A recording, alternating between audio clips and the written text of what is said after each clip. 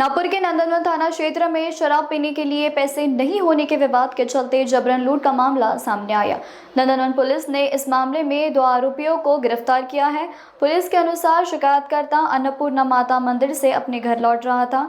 इसी दौरान आरोपी राजू पाठक और आकाश कोहड़े ने उन्हें रोककर जबरन नकदी छीनी। शिकायत के आधार पर नंदनवन पुलिस ने दोनों आरोपियों को गिरफ्तार कर उनके कब्जे से लूटी गई 1170 रुपए की नकदी बरामद की।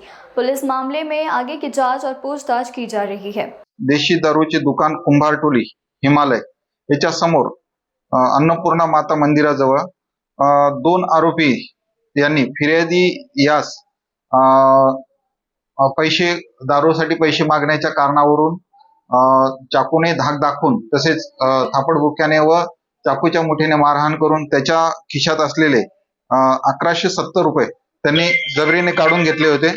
तर त्या सदर अनुषंगाने आपले पोलीस स्टेशन नंदनवन येथील डीबी पथक यांनी वरिष्ठांच्या मार्गदर्शनाप्रमाणे आरोपीचा शोधकामी रवाना झाले आणि त्यांनी सदर गुन्ह्यामध्ये सोनू उर्फ राजू पाठक वय 45 वर्ष राहणार जुना बगडगंज नंदनवन व आकाश संजय कोहळे राहणार कुंभारटोली नंदनवन असे यांना ताब्यात घेतलेले असून त्यांच्याकडून गुन्ह्यात गेलेला जो मुद्देमाल आहे जबरी चोरीमध्ये 1100 रुपये असा जप्त करण्यात आलेला आहे आणि सदर गुन्ह्यामध्ये आरोपी क्रमांक 1 सोनू राजू पाठक जो आहे तो रेकॉर्डवरचा आरोपी आहे पोलीस स्टेशन नंदनवनच्या हद्दीमधला।